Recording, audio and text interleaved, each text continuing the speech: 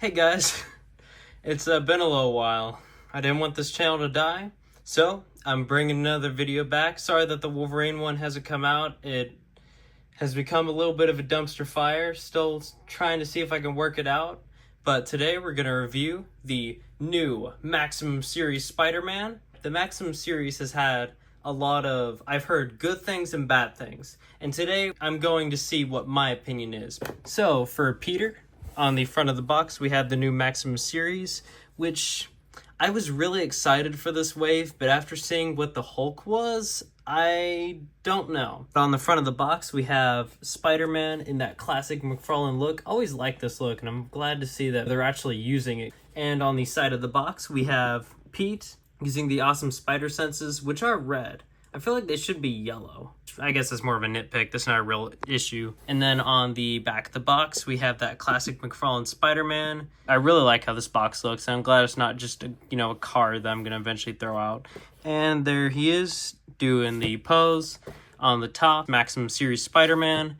And on the bottom, we just have information. So far, a pretty solid box. Weird that I don't see like the peg on it. I guess...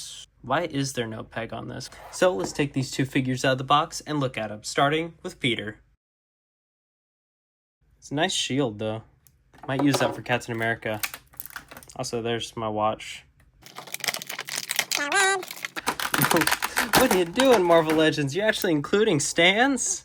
I actually got one that doesn't really have any QC on it, which is crazy. Let's get that weird Peter Parker head out.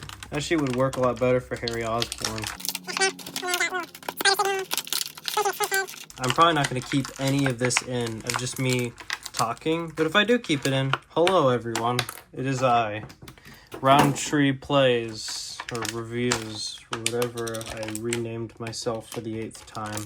A lot of accessories, half of them unneeded though. So here's your friendly neighborhood.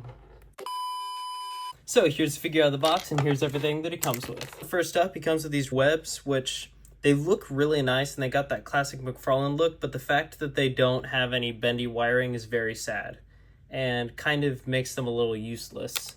And to spin those, we have these web thwipping hands, which look really cool, but they don't have really any wrist articulation.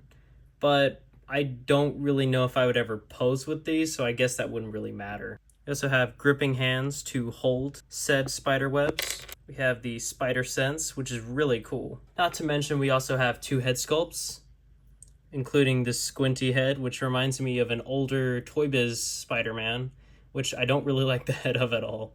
And then we have this Peter that it's a little uncanny valley. It's like the Lego Scooby-Doo figure, where one side of the face you really like, and the other it's like, oh. And then, of course, he has these really cool web hands, which is really nice. And then he also comes with the ones that are preloaded, which are also really cool. He also comes with this flight stand. I cannot believe I'm saying that, with a Marvel Legends that holds this Spider-Man attack. I think that's from Marvel vs. Capcom. I do like this, but I feel like we don't need it. I think a camera would be nice. Why didn't we get a camera with this? And then we have this really cool web, which can't attach to these hands. And another Marvel vs. Capcom, we have the web shield. Really like this accessory. I'm so glad we got this. So here's what the figure looks like out of the box, and man, is this thing posable. So this figure has these drop hips, so you can pose them a little bit better. Just so you note, I did not heat up this figure. That was probably a bad idea, but let's just roll with it. They did add these. Mafex also did that with their Wolverine figure, where they just did this. What they could have done is they could have just, kept that and then not even add the little spots, but they didn't. Also, really good butterfly. You can bend that all the way back. Make him do like a jumping pose. The symbol looks really good. I do really like the blue and the reds on it. They both look really nice. Really dig that head sculpt. It's that just classic Spider-Man.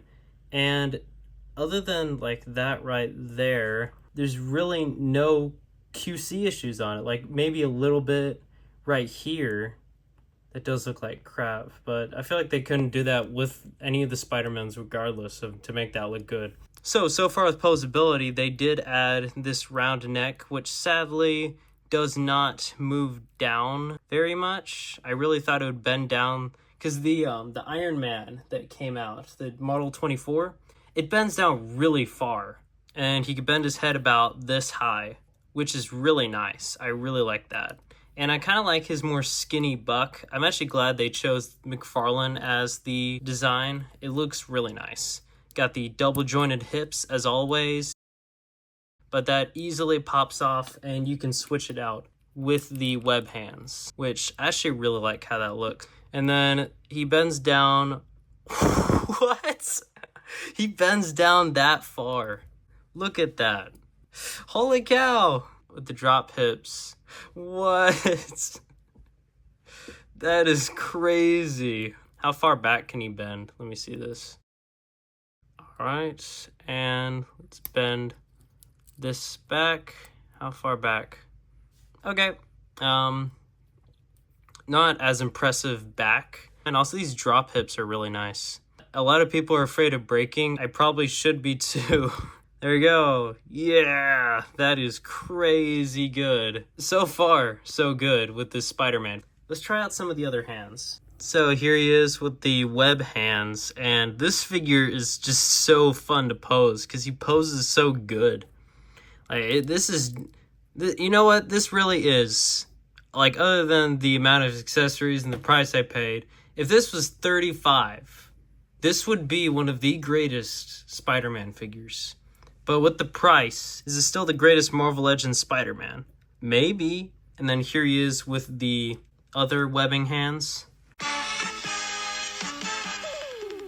trying to get him in a crawling pose. I probably need some more pictures. I can't really achieve it as well as I wanted to. Maybe if his head was like a little lower down.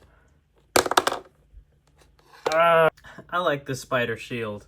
It's actually one of the best accessories from this pack. I don't know how I feel about this Peter Parker head. It's, just looks wrong. I have a problem with this webbing. Like, it looks good there, and then you let go of the web and it's like, wee. Can't do this, though. Take this, Captain America. Ha ha ha ha. And for everyone patiently waiting for the new Marvel vs. Capcom Marvel Legends, I think you should pick up the Maximum Series Spider-Man because it can achieve the exact pose that the Marvel vs. Capcom Spider-Man can in the game. No, not exactly. Eddie, I'm sorry, but I legitimately forgot that you were here. The Spider-Man also should have came with a thumbs up hand, just like Marvel vs. Capcom. And then here is the Spider Sense, which it looks really good, but at the same time, it looks like he has hair. His head just feels like a drunkard Spider-Man. Uncle Ben, is that you? This is such an awesome figure. Like, so far, my only problem with it is slight QC issues. No, it's the ghost. This is one of the accessories that is a little unneeded. I didn't need this. What am I going to do with this? Also, why does it come with two of these webbings? I think if one was bendy and the other wasn't, maybe, but they're both bendy and look about the same. This figure needed more head sculpts. We need a Mark Bagley head. We need a Sal Buscema head. And here's the McFarlane Spider-Man next to, I believe, all of my Marvel vs. Capcom Marvel characters in my collection. And here's the new Maximum Spider-Man next to other Spider-Men in my collection. I have the Maximum Series, the Amazing Fantasy Target exclusive, the retro carded 2099. I have that Spider-Man. I completely forgot the name of it. The Symbiote Spider-Man and the UK Spider-Man. Yeah. And presenting the Fantastic Four. Should probably be more specific next time.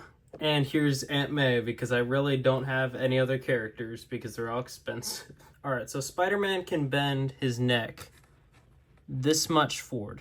This Iron Man figure, this forward. With Spider-Man villains, I have Kraven the Hunter, the Lizard, Mysterio, the Shocker, the Vulture, Dr. Octopus, and finally, the Rose.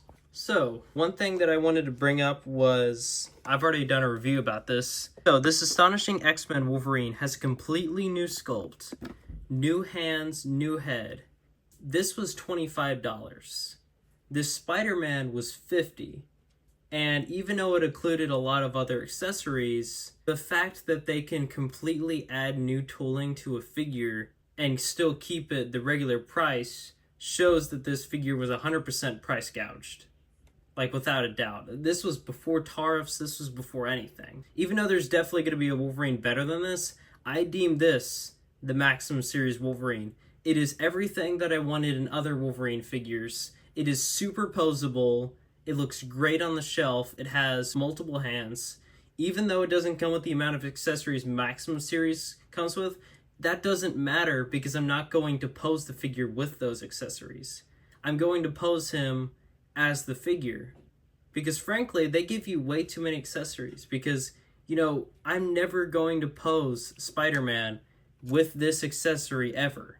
Even though it's like, oh, that's really cool that they actually included that. At the same time, they only included that so they could sell it for a higher price.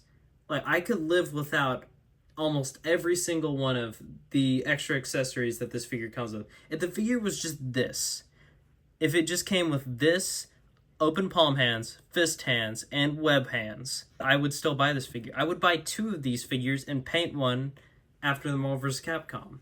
I honestly don't think this many accessories is needed. And the Amazing Fantasy 15 Spider-Man comes with 3 other accessories, only for like $28. I still think that was way too high, but it came with a few more parts to it, like webbing and everything, for $28. So, what do I think of this figure out of 10? Well, judging by everything that it comes with, the sculpt itself, the posability, how the figure looks, everything, I think I'm going to rate it a 7.5. I just realized I also have the Venom. You know what? I might have to make that a part 2. Alright, so part 2 is going to be me opening the Venom, which will come a little bit later.